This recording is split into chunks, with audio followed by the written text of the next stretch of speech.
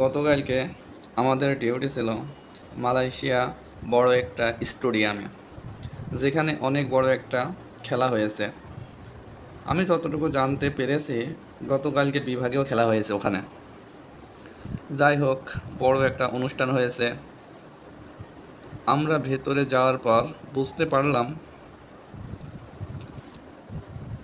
আমাদের ডিউটি ছিল বিকাল 5টা থেকে রাত 12টা পর্যন্ত, কিন্তু কোনো একটা কারণবশত রাত 1টা 30 বেজে যায়। ওখান থেকে বাইর হয়ে গাড়ির আশায় বসে থাকতে থাকতে রাত 2টা বেজে যায়। ও, আর একটা কথা বলতে তো ভুলেই গেছি। আমাদের ওখান থেকে রাত 10টার দিকে মালাই খাবার দেওয়া হয়েছিল।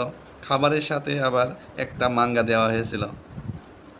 বিশেষ কারণে হয়তো ওইটা ভিডিও করতে পারি নাই,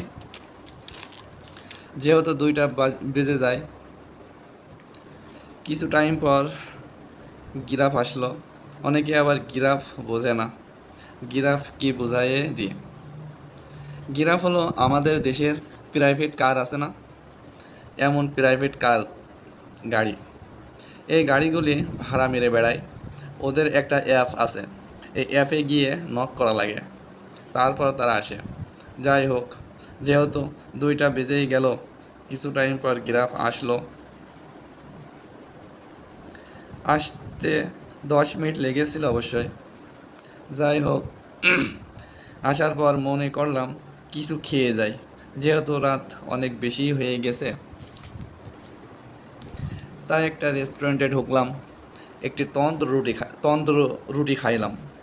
রুটিটি এত পরিমাণ বড় ছিল, যা একা খাইতে বড় কষ্ট হইতেছিল। তবু কষ্ট করে খেয়ে নিলাম। বাকি কথা হবে অন্য একটি ভিডিওতে।